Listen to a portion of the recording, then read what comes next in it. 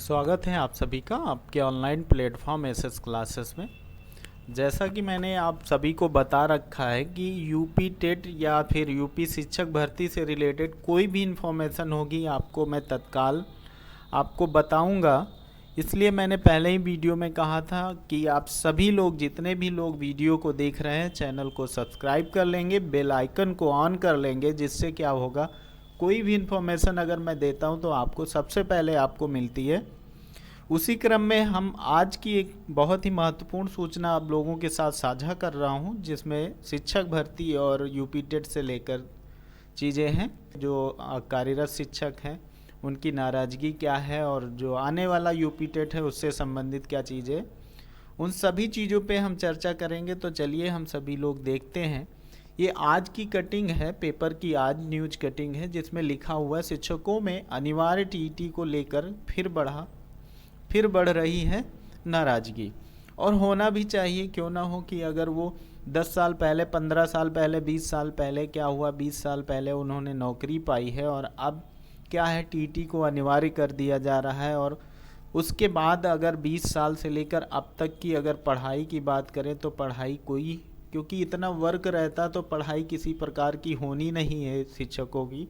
जो कार्यरत शिक्षक हैं उनकी बात मैं कर रहा हूँ, जो कार्यरत शिक्षक हैं उनकी बात कर रहा हूँ। तो बिल्कुल होनी भी चाहिए नाराज़गी, क्योंकि ये चीज़ें लागू करनी थी तो उसी टाइम लागू करना चाहिए था। अब क्या है, एक तो पढ़ाई नहीं हो पा रही क्योंकि अब बहुत सारे कागजी कार्य रहते हैं तो पढ़ाई नहीं हो पा रही। तो अभी तक क्या था, शिक्षकों की उम्मीद थी कि हो सकता है कि सदन में हमारी बात सुनी जाए और सदन में सुनने के बाद यानी केंद्र सरकार हो सकता है सुप्रीम कोर्ट तक कोई मुद्दा उठाए, कोई लेके जाए तो हो सकता है सहूलियत मिल जाए।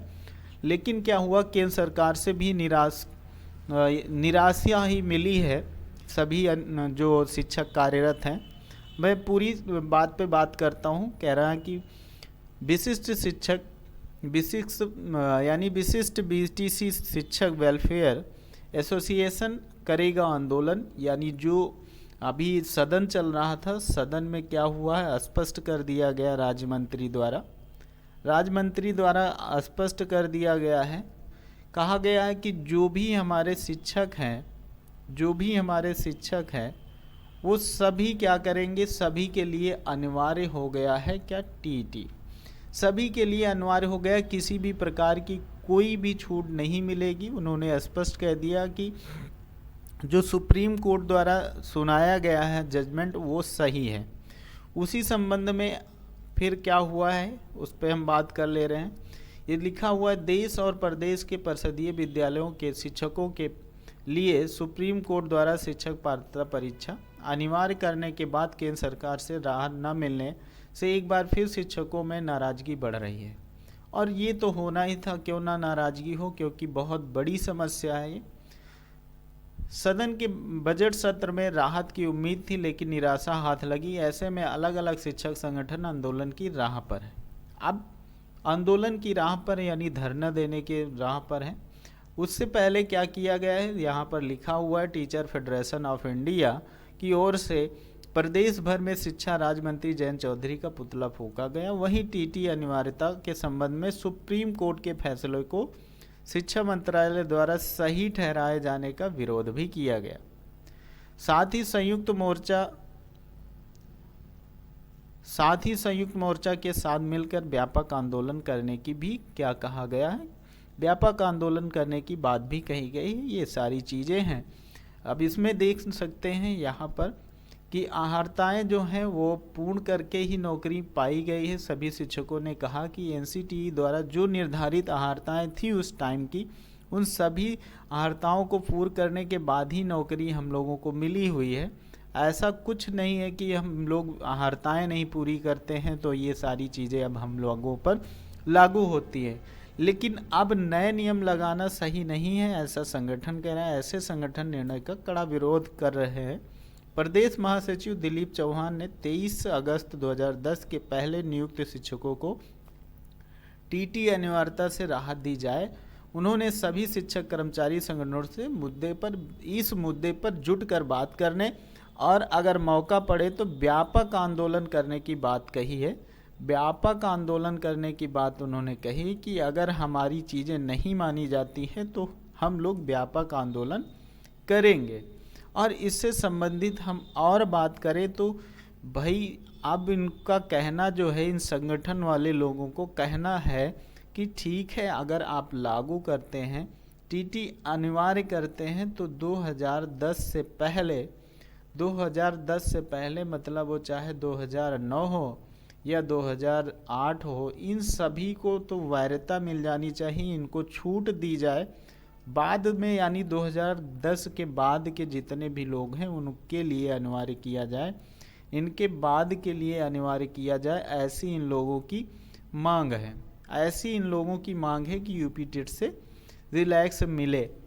लेकिन क्या होता है, अभी ऐसा कोई प्रतिक्रिया नहीं मिली है। तो अब हमने 2-3 मुद्दे आपको बताए। पहली चीज़ तो ये कि आक्रोश फैला हुआ है, आंदोलन होने की पूर्ण गुंजाइश है अगर चीज़ें नहीं मानी जाती हैं या कोई संभावना इन लोगों को नहीं मिलती है तब। फिर मैं बात करूं अगर शिक्षक भर्ती की, जो नई शिक्षक भर्ती आने वाली है, इसमें तो एकदम से अनिवार्य हो गया है टीटी, ये सभी लोगों को पता है, एकदम अनिवार्य हो गया। दूसरी चीज़ अगर हम बात करें टीटी क्या सही समय पे हो पाएगी, तो टीटी अगर समय पर हो जाए तब तो सही है, समय पर होना भी चाहिए, समय पर होगा भी। ठीक है, समय पर होगा भी, क्योंकि अगर कोई किसी भी प्रकार की राहत मिलनी होती, किसी प्रकार की अगर राहत मिलनी होती तो मिल जाती। क्योंकि अगर सदन में अब कोई चर्चा नहीं हो पाई है तो क्या स्पेशल सदन या स्पेशल ना बुला के कोई नियम कानून नहीं बनेगा इसके लिए, क्योंकि सदन ख़त्म हो जाने के बाद कोई नियम या कोई वैसा कुछ होने वाला नहीं है।